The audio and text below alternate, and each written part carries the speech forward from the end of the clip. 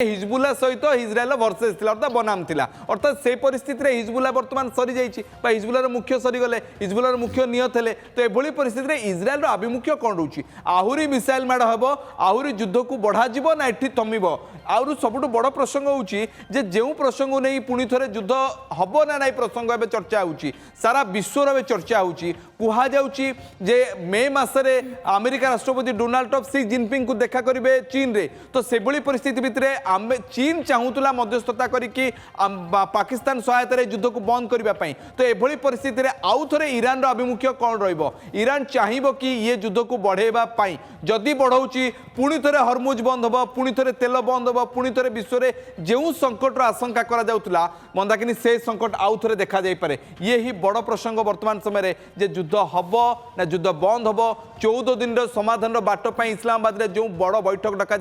America उपराष्ट्रपति JD Vance आसबे से बैठक रे से बैठक एवं अनिश्चितता घेरे हम ना।